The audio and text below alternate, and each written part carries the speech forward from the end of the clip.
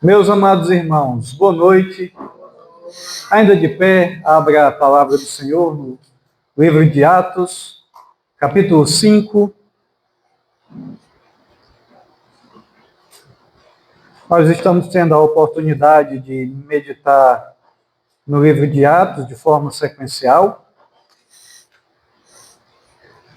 E o texto da nossa meditação hoje será dos versículos 17 até o versículo de número 33.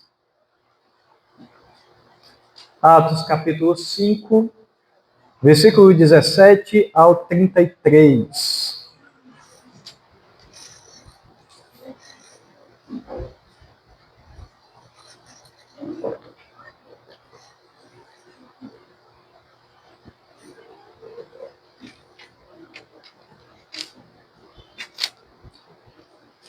Amém? Todos encontraram?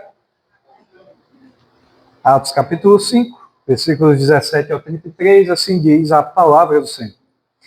Levantando-se, porém, o sumo sacerdote e todos os que estavam com ele, isto é, a seita dos saduceus, tomaram-se de inveja, prenderam os apóstolos e os recolheram à prisão pública. Mas de noite, um anjo do Senhor abriu as portas do cárcere e, conduzindo-os para fora, lhes disse: Ide, e apresentando-vos no templo, dizei ao povo todas as palavras desta vida. Tendo ouvido isto, logo ao romper do dia, entraram no templo e ensinavam. Chegando, porém, o sumo sacerdote e os que com ele estavam, convocaram o sinédrio e todo o senado dos filhos de Israel e mandaram buscá-los no cárcere. Mas os guardas, indo, não os acharam no cárcere. E tendo voltado, relataram, dizendo: Achamos o cárcere fechado com toda a segurança e as sentinelas nos seus postos junto às portas. Mas abrindo-as, a ninguém encontramos dentro. Quando o capitão do templo e os principais sacerdotes ouviram estas informações, ficaram perplexos a respeito deles e do que viria a ser isto. Nesse interim, alguém chegou e lhes comunicou: Eis que os homens que recolhestes no cárcere estão no templo ensinando o povo. Nisto indo o capitão e os guardas os trouxeram sem violência, porque temiam ser apedrejados pelo povo. Trouxeram-nos, apresentando-os ao sinédrio, e o sumo sacerdote interrogou-os, dizendo: Expressamente vos ordenamos que não ensinasseis nesse nome, contudo enchestes Jerusalém de vossa doutrina, e quereis lançar sobre nós o sangue desse homem? Então Pedro e os demais apóstolos afirmaram: Antes importa obedecer a Deus do que aos homens. O Deus de nossos pais ressuscitou a Jesus, a quem vós matastes, pendurando no madeiro. Deus, porém, com a sua destra, o exaltou a príncipe e salvador, a fim de conceder a Israel o arrependimento e a remissão de pecados. Ora, nós somos testemunhas destes fatos, e bem assim o Espírito Santo, que Deus outorgou aos que lhe obedecem. Eles, porém, ouvindo, se enfureceram e queriam matá-los. Amém. Pode se assentar, meus irmãos. Amados, nós conseguimos perceber diversas seções no livro de Atos que resumem como era a vida da igreja primitiva ali nos primeiros séculos. E uma delas está no capítulo 4, versículo 23 até o versículo 25, onde o retrato da igreja é pintado, na verdade, irmãos, do versículo 32 ao 35, tá? Onde o retrato da igreja é pintado. Nós vemos os crentes se reunindo em comunhão, mas também em oração. Nós vemos eles vendendo as suas posses para que os demais irmãos tivessem as suas necessidades supridas. Esse outro retrato que eu citei aqui está envolto de constante perseguição. Sempre que nós verificamos todos os retratos da igreja, de como ela vivia, nós vamos perceber que há oposição ao evangelho. Então, por exemplo, os versículos 5 até o versículo de número 22 do capítulo 4, acontece ali a primeira prisão de Pedro e João e o início da oposição de forma mais acentuada. E ainda assim, nós vemos que a igreja continua prezando pela sua santidade. Nós vemos isso destacado na seriedade da santidade que é expresso ali dos versículos 1 até o versículo 11 do capítulo 5. Nós vemos a igreja se preocupando com o pecado dentro do seu seio. E esse é o exemplo dado ali por meio de Ananias e Safira. Mas já nos versículos 12 ao 16 do capítulo 5, esse capítulo que nós estamos expondo, nós percebemos mais uma faceta onde a igreja está impactando o mundo ao seu redor. Não apenas no dividir do pão, no dividir das suas posses, mas também curando todos aqueles que necessitavam de cura. Então, o que nós vemos é Lucas mostrando como o ministério dos apóstolos causou tamanha impressão no povo de Jerusalém, mas também de toda a região circunvizinha, onde cada vez mais nós vemos pessoas crendo no Senhor e sendo acrescentadas mais e mais, como indica o versículo 14 aqui do capítulo 5. E como nós veremos, essa atividade por parte dos apóstolos despertou o ciúme no sinédrio, nos líderes de Jerusalém, ao que levou-os a serem presos novamente. Já não bastava Pedro e João terem sido presos anteriormente, agora nós vamos ver outra prisão. E pelo menos 2 marcadores apontam para um desenvolvimento aqui na narrativa do capítulo 5 e sugerem uma estrutura, vamos dizer assim, bem objetiva para essa passagem. E a primeira seção é introduzida, visto que o sumo sacerdote levantou-se. Então veja aí no versículo 17, levantou-se o sumo sacerdote, juntamente com todos os seus associados, como nós vamos ver aí no versículo 17. Ou seja, eles tomaram uma atitude. Vendo tudo aquilo, eles se levantam. E a segunda sessão também é introduzida pelo mesmo verbo, só que agora no versículo 34, onde diz, mas levantando-se no sinédrio um fariseu. Então, nós vemos o mesmo marcador sendo apresentado nas 2 sessões, onde 2 indivíduos, ou pelo menos 2 grupos de indivíduos, vão se levantar, vão tomar uma decisão quanto aos apóstolos. De modo que nós meditaremos hoje sobre a fidelidade da igreja na perseguição, enquanto Deus mostrará a sua providência na próxima sessão. E esses 2 verbos, eles vão marcar justamente essa questão. A primeira oposição, marcada no versículo 17, e a providência do Senhor chegando em favor dos apóstolos, se levantando no versículo de número 34.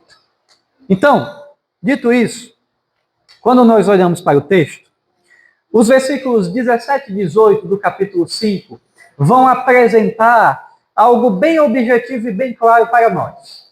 Nós conseguimos perceber de forma escancarada um pecado, o pecado da inveja que está movendo aqueles opositores da igreja. E o versículo 17 apresenta, então, uma nova iniciativa das forças do mal, de Satanás, contra o povo de Deus. Então o sumo sacerdote levantou-se com os seus aliados, os saduceus. Uma outra tradução vai dizer que eles resolveram fazer alguma coisa. Então, resolveram fazer alguma coisa. Quem? O sumo sacerdote e os saduceus.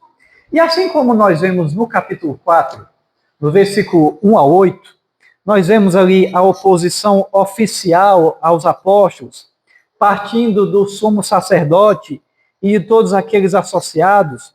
Lucas vai indicar mais uma vez que eles eram membros do partido dos saduceus. Então não é a primeira vez que vocês estão escutando sobre os saduceus aqui. Nós já vimos outras vezes os saduceus se levantando contra a igreja. Já não bastava os fariseus, durante os evangelhos todos, se levantando contra Jesus e contra os apóstolos. Nós vemos agora aqui os saduceus. E os saduceus, irmãos, como já dito anteriormente, eles representavam, nós podemos dizer que a vertente mais liberal do judaísmo. De modo que eles aceitavam apenas a Torá como escritura, ou seja, os 5 livros de Moisés, de Gênesis até Deuteronômio. E eles também não acreditavam, por exemplo, em anjos, eles não acreditavam em milagres, eles não acreditavam, muito menos em ressurreição, eles não acreditavam no céu, eles não acreditavam no inferno. Então, quando os saduceus viram os apóstolos se reunindo e reunindo ao seu redor um grande número de seguidores, baseado justamente nessa doutrina da ressurreição de Cristo, e isso acontece justamente depois do pórtico de Salomão, no versículo 12, onde eles se reuniam lá no pórtico. É dito, irmãos, que eles são tomados de inveja. Olha só, o versículo, cadê? Versículo 17, os saduceus tomaram-se de inveja, ou a inveja os tomou. Eles foram enchidos ou cheios de inveja. Irmãos, e embora eles estivessem preocupados com questões teológicas e de ordem social e política, como o capítulo 4 vai especificar, eles estavam preocupados com a ordem na cidade, é dito que eles estavam cheios de inveja ou ciúmes. Essa palavrinha, inveja, ela é uma palavrinha muito conhecida para a gente. No grego é a palavra zelos. Zelos. Olha só. Mas por que está traduzindo como inveja? Porque essa palavra, ela tanto tem uma abrangência como também tem a outra. Mas o fato, irmãos, é que o uso que ela tem aqui não é o de zelo no sentido de cuidado. Eles não estavam tendo cuidado com a doutrina, até porque a doutrina deles era enganosa. Mas eles estavam indignados, eles estavam cheios de ciúmes. E isso acontece não por questões teológicas, porque eles achassem unicamente que os apóstolos estavam pregando alguma heresia. Não, eles estavam indignados por questões políticas. E a grande explicação que nós vemos do motivo de os saduceus e os outros partidos judaicos estarem se opondo aos apóstolos é que eles estavam consumidos por ciúme mesmo. Eles olhavam para aquela situação e tanta gente em volta daqueles apóstolos que eles olhavam para aquilo e eles diziam, não, isso não é possível. É interessante que determinado autor, o R.C. Sproul, ele diz assim, o chefe dos saduceus, os escribas, os sacerdotes e os fariseus gozavam da mais alta estima da comunidade judaica. Eles ocupavam o degrau mais alto da escala social, mas um pregador itinerante, presunçoso da Galileia, segundo eles, veio, anunciou que ele era o Messias e expôs a hipocrisia deles. Depois disso, as pessoas ansiavam por ouvir a respeito de Jesus, forçando os fariseus e principalmente os saduceus para o segundo plano. A essa altura, os líderes estavam fartos de ouvir o nome de Jesus. Eles estavam tão consumidos pela inveja que desejavam pôr um fim ao clamor de uma vez por outra. Eles não aguentavam mais escutar sobre Jesus. Outro autor, chamado Paulo Anglada, diz que eles ficaram cheios de inveja pelo efeito positivo que o testemunho apostólico, testemunho esse centrado na ressurreição de Jesus, vinha causando sobre os habitantes de Jerusalém e das cidades vizinhas. Ou seja, eles foram tomados por uma reação humana comum de inveja diante do sucesso dos outros. Eles não se conformavam, irmãos, em não ter mais os holofotes sobre eles. Por quê? Porque eles estavam perdendo a moral. Eles tinham sido descredibilizados. Eles tinham sido descobertos. Jesus tinha acusado os seus erros. Até porque esse Jesus, que pregou por alguns anos ali na Galileia e na Judéia, ele é o mesmo homem que foi morto, mas que ressuscitou. E ele continuava juntando para si mais e mais seguidores. É dito no versículo 18, então, que os apóstolos são presos por esses homens indignados com o crescimento da igreja. E visto, irmãos, que Pedro e João foram o foco das atenções no capítulo 4, o capítulo 4 retrata que Pedro e João foram presos. Mas é possível que sejam eles os apóstolos mencionados aqui novamente, sendo presos. No entanto, é mais provável que a referência seja, na verdade, a todos os apóstolos de modo geral. Porque aqui nós vemos não uma especificação, só Pedro e João, só Pedro e André. Não, diz que os apóstolos foram presos. Então a ideia é que, mais uma vez, a perseguição vem escalando, ela vem subindo de nível. Agora não foram presos só 2, agora vão ser presos mais homens. Eles não são mais só presos, mas eles também são chicoteados, penalizados por isso. Então, nós vemos primeiramente 2 sendo presos, agora provavelmente os 12 são presos, todos os líderes. E os versículos 19 ao 26 vão nos apresentar, então, a intervenção divina e a vergonha dos ímpios. Porque a motivação dos saduceus e dos outros líderes religiosos era inveja, ou ciúme, e agora nós vamos ver que eles passam vergonha diante daquilo que eles estão fazendo, porque o Senhor intervém e providencia bênção sobre os apóstolos. E nós vemos Deus, irmãos, dos versículos 19 ao 26, agindo em favor dos apóstolos. Porque no versículo 19, nós vemos, logo que eles são presos, nós vemos justamente quem libertando os apóstolos? Um anjo. Olha só que ironia, irmãos. Nós vemos justamente um anjo libertando.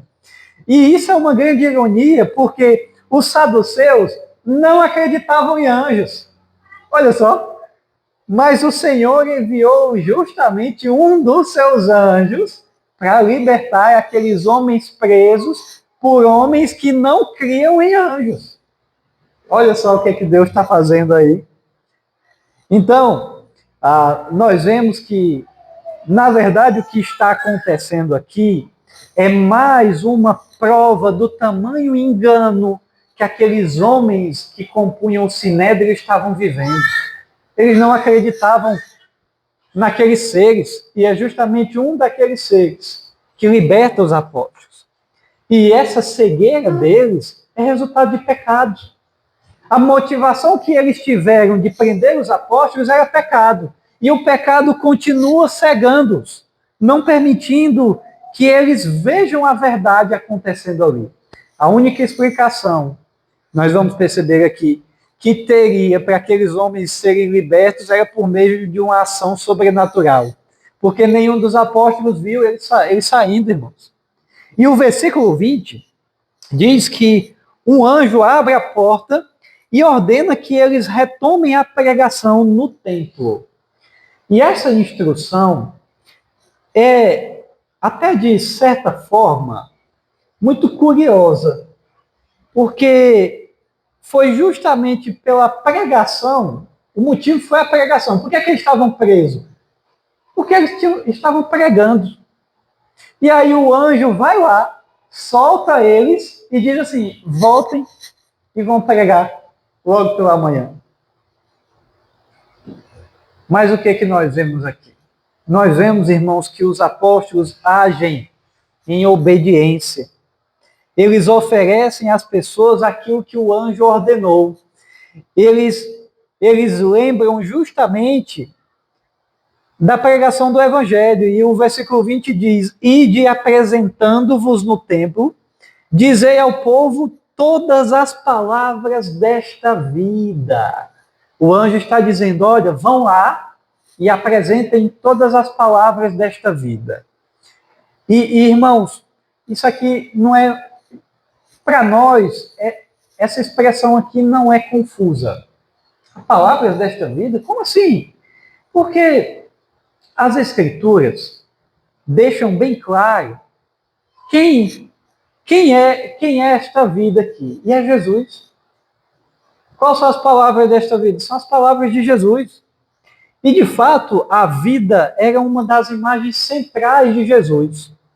Jesus Cristo usava vida para descrever a si mesmo. Por exemplo, no Evangelho de João, no capítulo 11, versículo 25, Jesus diz, eu sou a ressurreição e a vida. Quem crê em mim, ainda que morra, viverá, ou terá vida. No capítulo 14, versículo 6, ele responde, eu sou o caminho e a verdade, não é a vida. E a vida, ninguém vem ao Pai, senão por mim. Ninguém viverá se não vier por mim. Então, ao irem pregar estas palavras da vida, os apóstolos estavam indo pregar Jesus Cristo. Irmãos, Deus ordena que eles continuem justamente na atividade que causou a prisão deles, mas que liberta os pecadores da morte. Eles disseram, olha, não se intimidem pela prisão, mas continuem concedendo vida e apresentando vida a quem não tem. Vão lá e continuem pregando. Mesmo que isso cause novamente a prisão de vocês, continuem pregando. E aí nós vemos os versículos 22 ao 25, por fim, nos auxiliando aí na informação de que alguém informou que os apóstolos estavam pregando no templo e o comandante da guarda, juntamente com alguns oficiais, alguns soldados, foram prender novamente os apóstolos, né? Um passarinho contou lá para eles e eles, olha, né, estão lá. Eles não estão aqui presos, mas eles apareceram lá no templo de novo. Vamos lá buscar eles.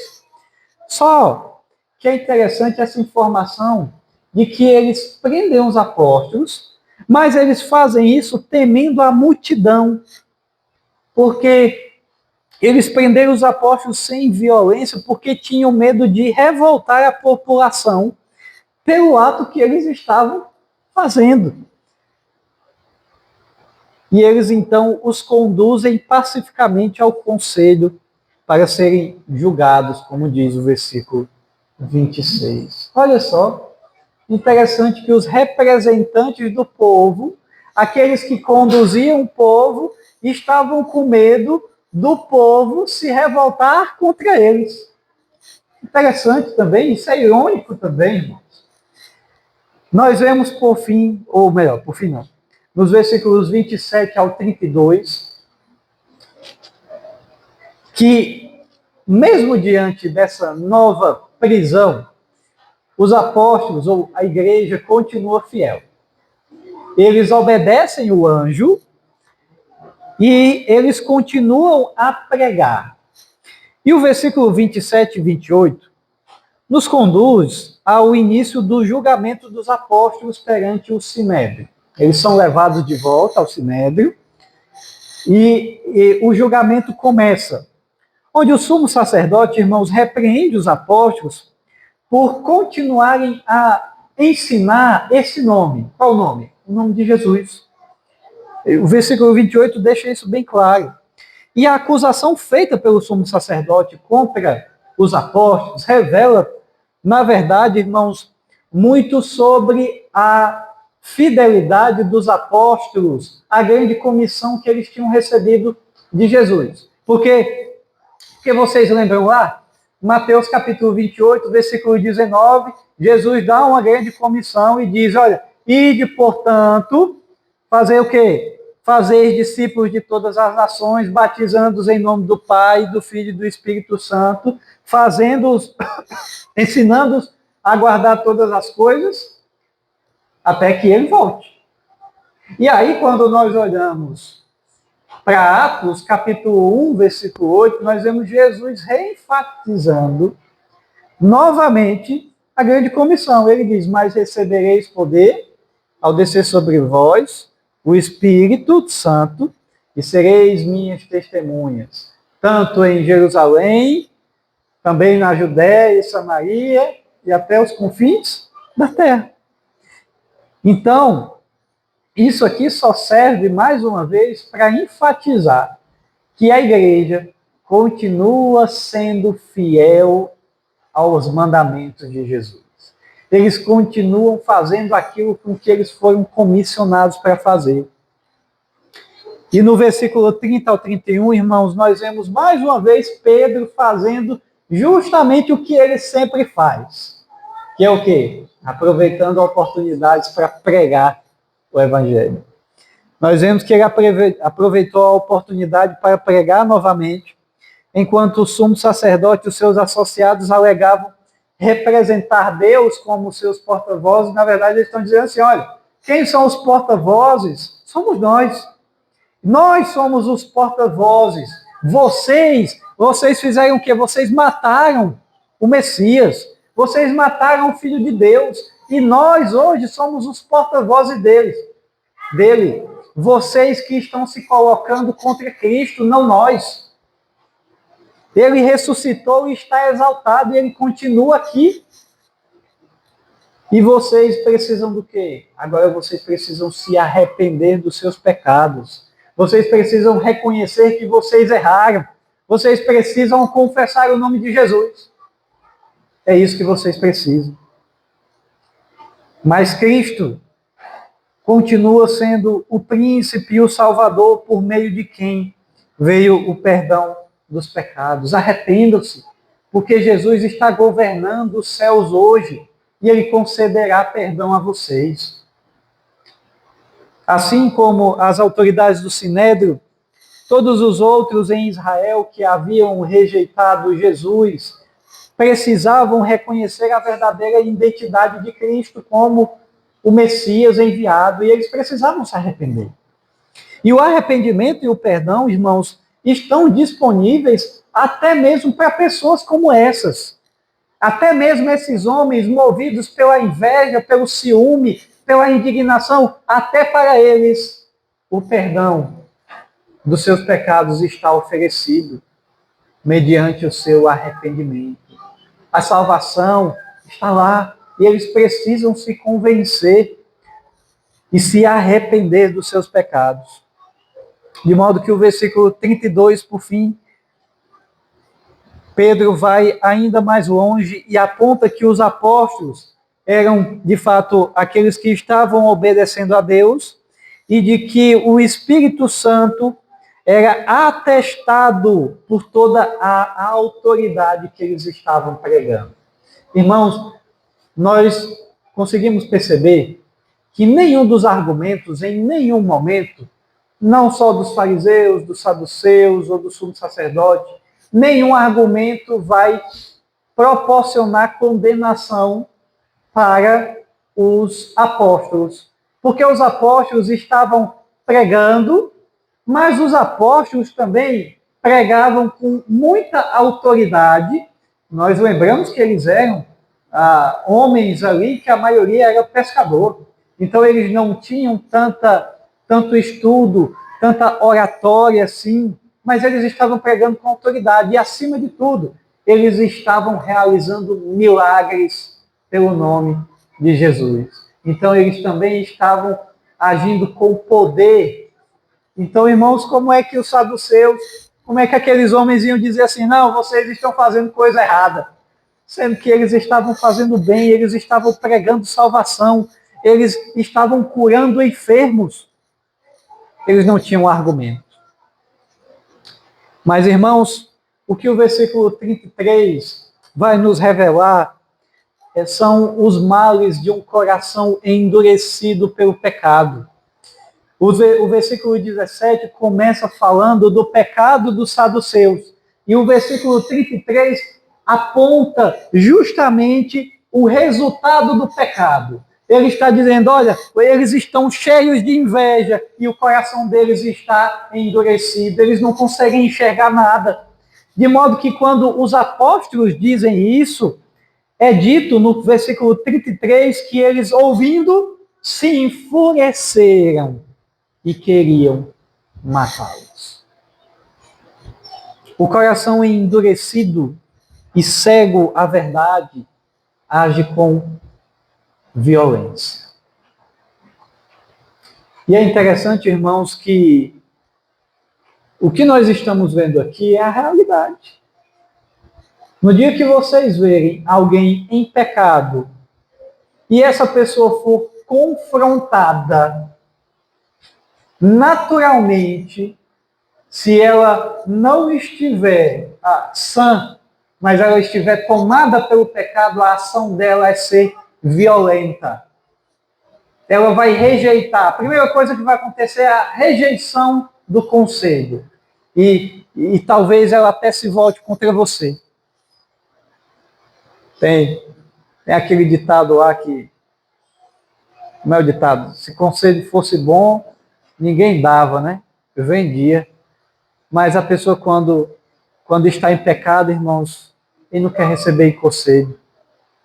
Porque ele não vê aquilo como algo bom, mas é algo que fere ele. Porque ele não consegue enxergar a verdade. Ele não consegue meditar acerca do evangelho e ele acha que o seu coração pecaminoso é o correto. Diante dessas verdades, como eles estavam cegos para o que vinha acontecendo, eles, na verdade, se voltam contra os apóstolos. E é interessante, irmãos, que o caminho que o Sinédrio tem é um caminho muito peculiar. Porque nós vemos, primeiramente, que eles não conseguiram reconhecer a cura que foi relatada lá no capítulo 4, nos versículos 8 ao 22, do homem coxo que estava à Porta Formosa. É dito que aquele homem tinha o quê? 40 anos. E aquele homem, ele vai ao templo e ele testemunha, todo mundo conhecia ele, e ele testemunha dos apóstolos e diz, olha, eu fui curado por causa deles. Mas esses homens, por algum motivo, que nós sabemos qual é, pelo pecado, eles não reconheceram aquele milagre. Da mesma forma, diante dos muitos milagres realizados no pórtico de Salomão, relatado no capítulo 5, versículo 12 ao 16, nos versículos passados, eles também não reconheceram. Muitas pessoas foram curadas pelo simples fato de a sombra de Pedro passar sobre elas, mas eles também não reconheceram esses milagres. Os que escutavam as declarações de Pedro também foram incapazes de ponderar as evidências e dar uma resposta adequada. Eles viram o testemunho daqueles homens, daqueles apóstolos, e eles mesmo assim não acreditaram.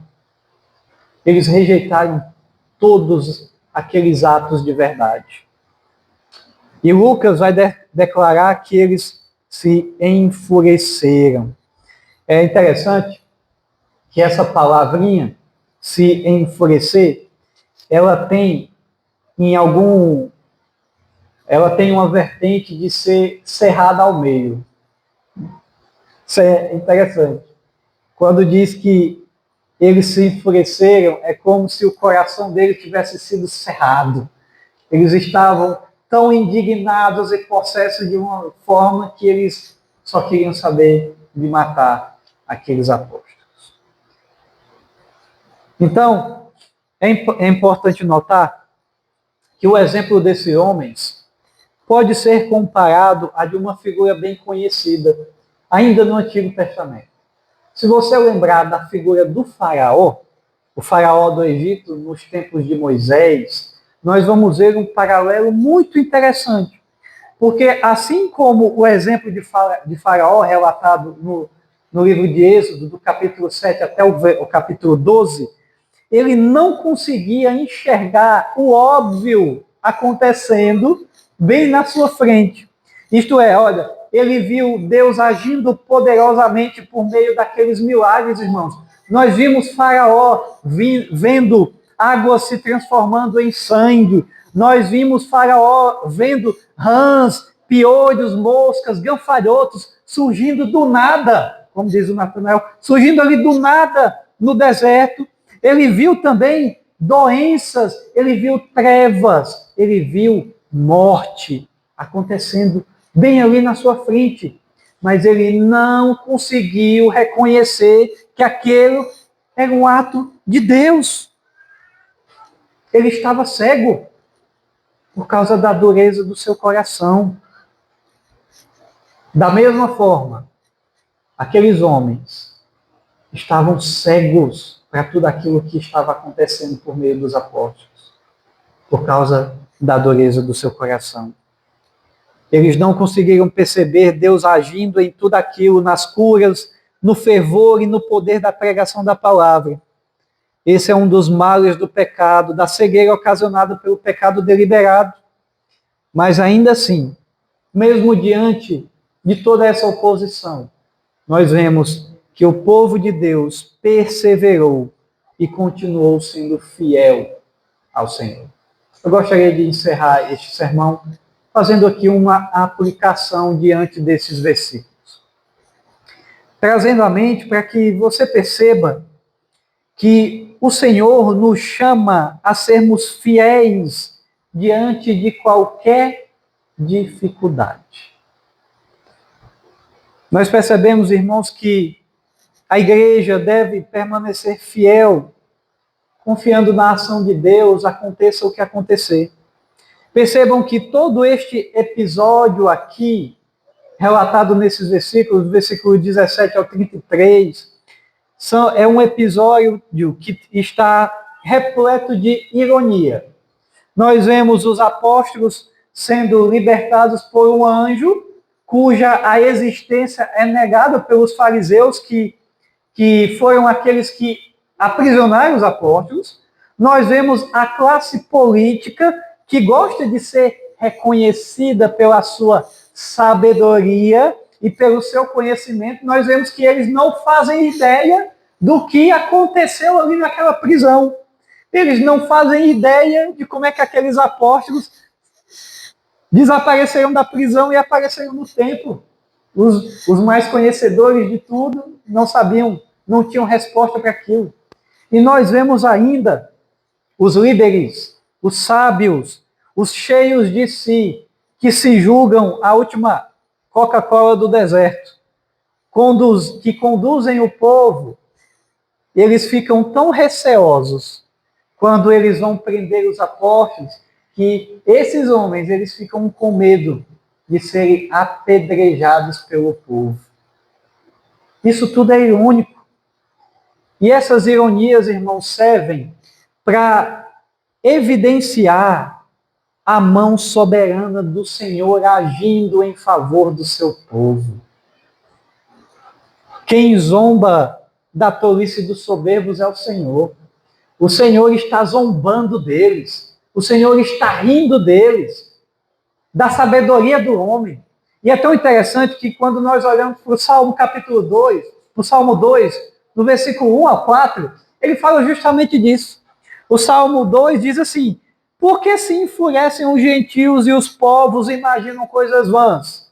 Os reis da terra se levantam e os príncipes conspiram contra o Senhor e contra o seu ungido, dizendo: rompamos os seus laços e sacudamos de nós as suas algemas. Ri-se aquele que habita nos céus, o Senhor zomba deles. Não há nenhum deles que persevera contra o Senhor. Nenhum deles conseguirá, irmãos, parar a obra que o Deus verdadeiro está conduzindo. Essa passagem nos mostra que nada pode sobrevir contra o povo de Deus. Ninguém, nada, nenhum poder, nenhuma potestade, nenhum político, nada vai derrubar a igreja, porque a igreja é sustentada pelo Senhor. De modo que ela vai nos mostrar também que Deus pode transformar os maiores poderes deste mundo em tolos atrapalhados, onde eles não conseguem perceber nada. Nada além da sua insignificância diante do Senhor. Portanto, essa passagem, irmãos, nos mostra que Deus pode enviar anjos, se Ele quiser, para abrir qualquer porta de qualquer prisão e garantir que o Evangelho continue a ser proclamado. Essa passagem nos mostra que os planos de Deus não podem ser detidos e que o avanço do seu reino não pode ser frustrado. Nós vemos que o Senhor continua providenciando todas as coisas que a igreja necessita para continuar caminhando. De modo que nós vemos o Senhor agindo aqui, mas na próxima sessão, nos próximos versículos, nós vamos ver Deus levantando homens como estes para abençoar a igreja.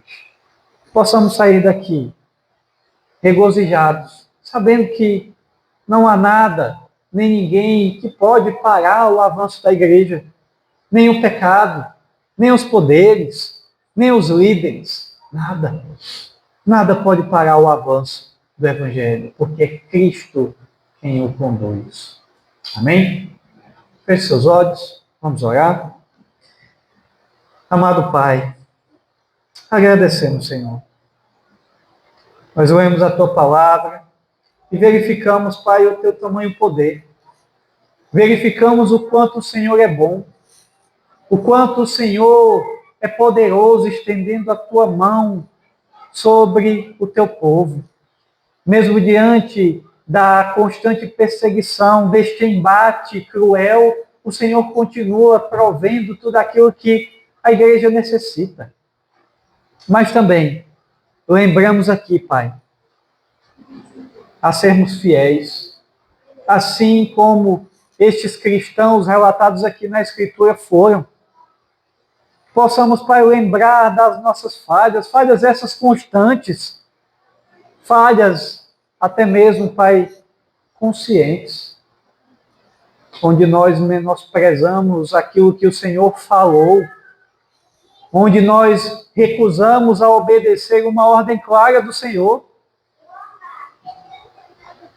Converte nossos corações, Pai, e que Teu Espírito Santo nos conduza nessa caminhada.